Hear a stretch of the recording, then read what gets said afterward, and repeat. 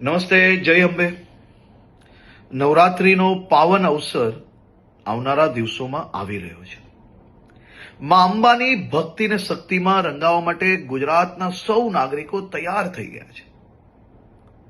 નવરાત્રીના આ પાવન અવસરે સૌ ખેલૈયાઓ દિલ મૂકીને માં અંબાની ભક્તિ અને શક્તિમાં રંગાઈ શકે, ગરબે ઘૂમી શકે તે માટે ગુજરાતના મુખ્યમંત્રી શ્રી ભૂપેન્દ્રભાઈ પટેલના માર્ગદર્શનમાં ગુજરાત સરકારે છેલ્લા અનેક વર્ષોથી નવરાત્રી મોડે સુધી રમી શકે, સાથે સાથે મોડી રાત સુધી નાના નાના વેપારીઓ, ફેરિયાઓ અને જે લોકો દરરોજ આ કામ કરીને એમનું પરિવાર ચલાવે છે, તેમનો ધંધો રોજગાર ચાલી શકે તેની બી ચિંતા કરવામાં આવતી હોય છે.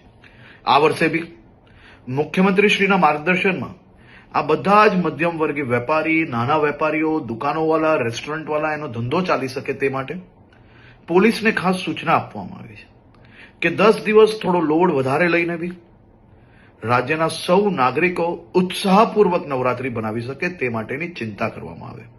સાથે સાથે સૌ ખેલૈયાઓ અને આયોજકોને બી વિનંતી છે કે આપણું મ્યુઝિક, ડીજે, બેન્ડ આ બધું આપણા જ આજુબાજુમાં રહેતા લોકો, અગર હોસ્પિટલની બાજુમાં આયોજન કરતા હો તો ત્યાં આ બધી જ જગ્યાઓ પર લોકો બીજા જે ત્યાં રહે છે તે હેરાન ના થાય તેની બી જવાબદારી આપણી છે. આપણા રાજ્યની અંદર મોડે સુધી ગરબા તમે રમી શકો તે માટે ભૂપેન્દ્રભાઈ પટેલની સરકાર દ્વારા સંપૂર્ણ વ્યવસ્થાઓ કરવામાં આવી છે.